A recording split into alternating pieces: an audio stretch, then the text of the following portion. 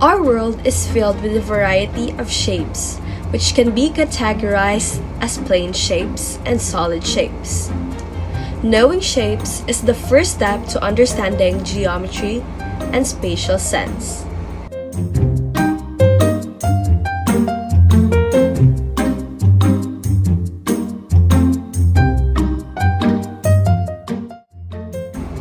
Van Heel stages in understanding of geometry. In 1957, the husband and wife team, Dina van Heel-Heldoff and Pierre van Heel from the Utrecht University in the Netherlands, originated a theory that is used as framework for understanding the development of children's geometric thinking. Here are the following levels and their corresponding descriptions. Level 1. Reasoning by resemblance. Learners can recognize shapes by their whole appearance and by everyday, non-mathematical language.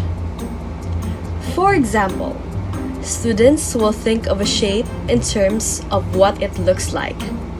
Learners at this level may be aware of some priorities of certain geometric shape, but no complete understanding of shape's exact priorities. Hence, at this level, learner may not be able to recognize the shape if it is rotated at a different standing point. Example at this stage are when a learner would say, a rectangle is a door, or a triangle is a clown's hat. Level 2. Reasoning by attributes. At this stage, learners can recognize and describe shapes by their attributes, but do not regularly look at relationships between figures. For example, a learner who will argue that a figure is not a rectangle because it is square is reasoning at this level. Level 3. Reasoning by properties. Learners in this level recognize the relationship between properties of shapes. They will also be able to participate and understand informal deductive discussions about the shapes and their different characteristics. Learners at this stage can now understand the common characteristics of square and rhombus. They can even state additional property of a rhombus for it to become a square. Level 4. Formal reasoning. At this stage, learner can understand and appreciate the need to be more systematic in their thinking. They can think about relationships between axioms, theorems, postulates, and definitions.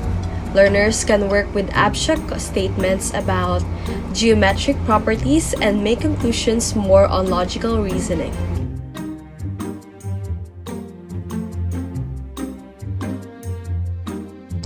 Spatial thinking is important in studying geometry. We use spatial thinking to understand location and dimensions of objects, and how different objects are related. We had developed our spatial sense if we can visualize and manipulate objects and shapes in our head. Here are some spatial abilities that we need to hone to our young learners. First, hand-eye coordination, copying the shapes that the teacher had made. Next, figure ground perception, the ability to identify a figure against a complex background. Next is perceptual constancy, ability to recognize figures and objects when they are not in their familiar orientation.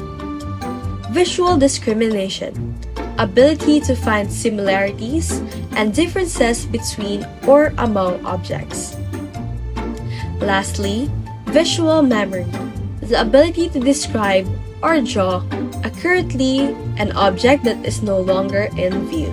Here are some examples of test items that assess learners' spatial thinking.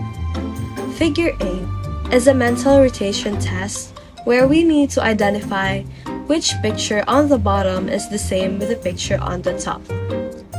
Figure B is disembedding test. Disembedding skills are the spatial skills needed to separate one object or picture from a more complicated background. This allows us to understand how complicated structures are made up from separate parts. In the example, learners need to find the orange shape in the more complicated image. Figure C is a spatial scaling test.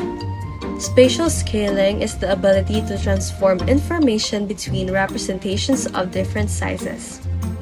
In the example, a ball is positioned between two trees and pupils need to identify the picture on the bottom, which is the same as one on the top. Point, line, and plane are three ideas mental constructs only Basserer and Moss 2016. In our study of geometry, we cannot find point, line, and plane in our physical world. We can only imagine their existence. The next table gives the respective description, figure, and symbol of these important geometric figures, including line, segment, and ray. Point. It denotes location, has no dimension, is named using a capital letter P or point P. Line, a collection of points along straight path with no endpoints. A straight figure that extends endlessly in both directions. Read as line AB or line BA. Plane, it is a flat surface that extends indefinitely in all directions. Plane ACB, plane R. Line segment, it is a part of the line that contains every point on the line between its endpoints. Read as line segment XY or line segment YX. Ray, it is a part of a line with one endpoint and goes infinitely in the opposite direction. Read as ray PQ, note P is the endpoint. In teaching of point, line, and plane, since these building blocks of geometry are only ideas, we may associate them to something around us in everyday life. For example, a point is used to denote certain location just like on a map or a tip of a pen. We refer to lines on a paper or pedestrian lane or any straight path. We refer to planes when we talk about floors, top of the table, or any flat surface. Important notes to consider about points, lines, and planes. First, an infinite number of lines can go through any point. Look at the first figure. Second, only one line can go through any point given 2 points. This conclusion is equivalent to 2 points determine a line. Look at the second figure. Third, collinear points are points that lie on the same line. The fourth, non-collinear points are 3 or more points that do not lie on the same line. In the figure, points Q, R, and T are non-collinear. Fifth, planes are determined by 3 non-collinear points. 6, an infinite number of planes can go through any one point. 7, an infinite number of planes can go through any 2 points. 8, when 2 or more points lie on the same plane, then these points are coplanar points. Relationships between lines. Concurrent lines are 3 or more lines intersecting at a single point. Figure at the right is an example of concurrent lines. 2 lines that are in a plane and meet or cross each other at a certain point are called intersecting lines. The figure at the right shows an intersecting each other at point C. The pair of the lines at the right is also an example of intersecting lines. The small square on one corner indicates that a right angle is formed in the intersection. If this case, we can say that AB and PQ are perpendicular lines. In symbols, PQAB, which is read as line AB, is perpendicular to PQ. Skew lines are 2 lines that do not intersect because they are not in the same plane. In the figure, AB and HG are skew lines. Non-intersecting lines in a plane that never meet or cross with each other no matter how you extend them are called parallel lines. Lines AB and PQ at the right are parallel lines. In symbols, PQAB, which is read as line AB, is parallel to PQ. Parallel, intersecting, and perpendicular lines. There is a need to connect concepts of relationship between lines to real situations.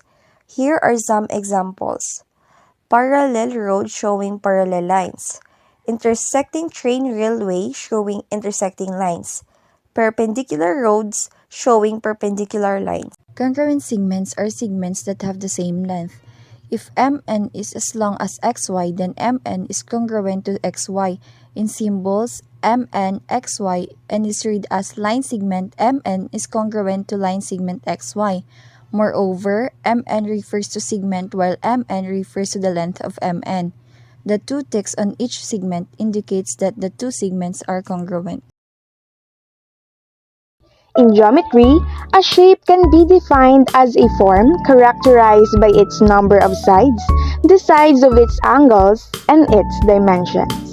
Depending on the properties, the shapes in math can be identified as a 2D or a 3D shape, or it could be a regular or an irregular shape.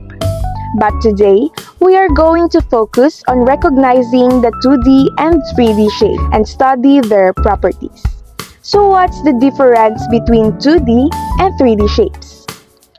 One of the easiest way to understand the difference between the 2D and 3D shapes is by identifying that 2D shapes are flat and 3D shapes are solid. So for example, if you place a 2D shape on a table, it will look flat on the surface. And if you place a 3D shape on a table, it might roll or stand upright. Furthermore, a 2D shape has only two measurements, the length and the height. A 3D shape has three measurements, length, height, and width. Now, let's take a look at some 2D shapes. Circle. Circles only have one side and no corners. Here are some real-life examples. Triangle. Triangles have three sides and three corners. All the sides are the same in a regular triangle. Here are some real-life examples. Square. A square is a regular shape. It has four straight sides and four corners. All the sides are the same length. So here are some real-life examples. Rectangle. Rectangle have four sides and four corners. They have two long sides and two short sides. Here are some real-life examples.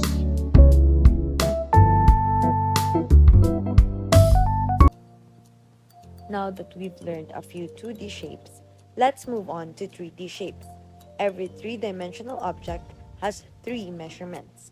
There are length, height, and width.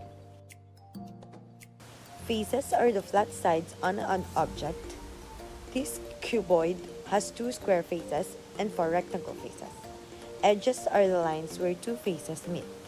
A triangular prism has 9 edges. Vertices are the corners of a 3D object where 3 or more edges meet. Square-based pyramid. A square base have 4 triangular faces that make a sharp point, 5 faces, 5 vertices, and 8 edges. Hexagonal pyramid. Hexagonal pyramid have 5 faces, 1 hexagonal face, 6 triangular faces, 12 edges, and 7 vertices. Cylinders. Cylinders have 2 flat and circular faces, 1 curved surface, no vertices, and 2 curved edges. Cube. Cubes have 6 square faces, 12 edges, 8 vertices, and edges that are all the same length. Cones. Cones have 1 flat face which is a circle, 1 apex, 1 edge, and 1 curved surface.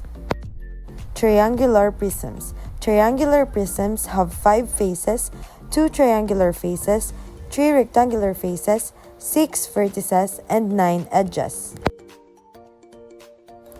Sphere.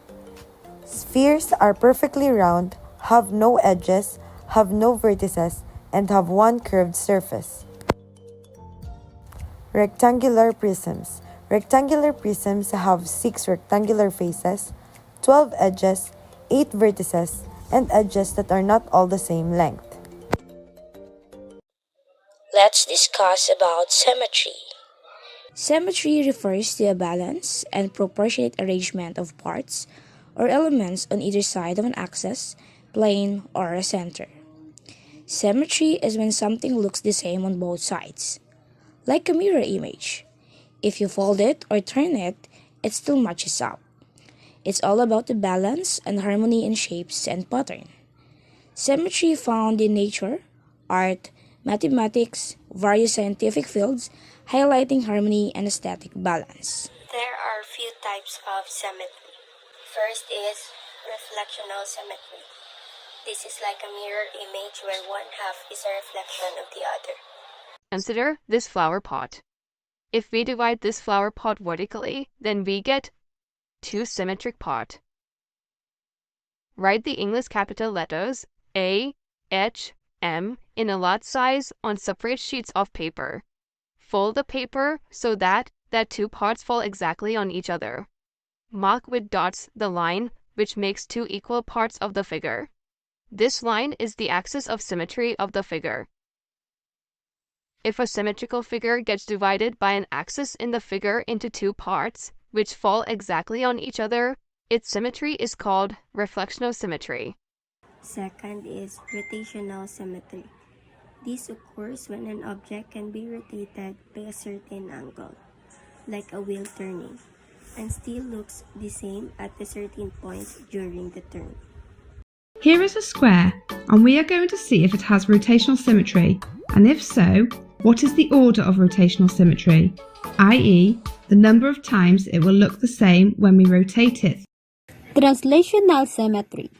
It involves repeating patterns by shifting them in a particular direction without changing the shape. So like, for example, you see this figure over here now. Now if this figure is sliding like this and moved to a new place, then it will set to P, moving or sliding, translating, whatever we want to say, we can say that. So the act of sliding a figure in any direction, this is called translation. Point symmetry. This is when an object looks the same when rotated 100 degrees around a central point. Notice the point splits the object into two parts. Each part has a matching part, same distance from the central point, and each part faces different directions. Let's look at another example. The point splits the object into two parts. Each part has a matching part the same distance from the central point. Each part faces different.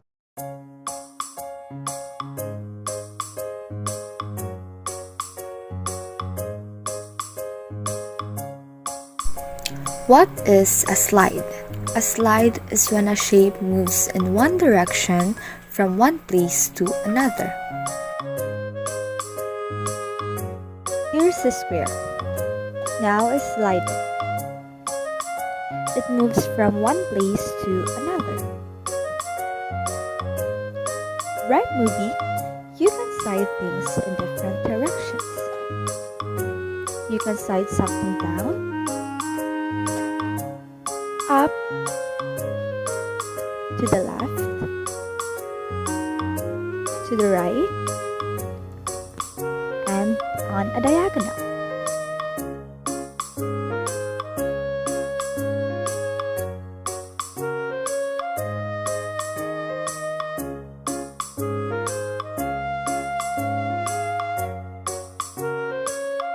What is a flip? A flip is when a shape is turned over so it faces the opposite direction. This arrow is pointing to the right, but if I flip it this way, I'll point to the left. It'll face the opposite direction. If I take this triangle and flip it this way, it'll face the opposite direction. You can flip shapes down or up too.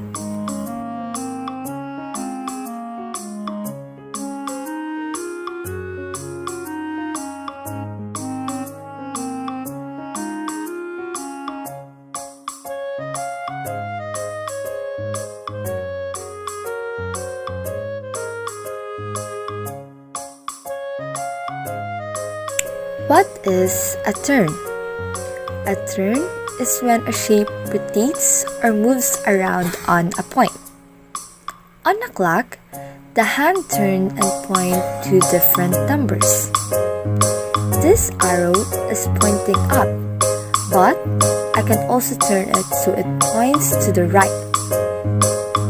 One of the longer side of the rectangle is on the bottom, but when you turn it, the shorter side is on the bottom. You can rotate something until it's upside down, and you can keep turning until it's right side up.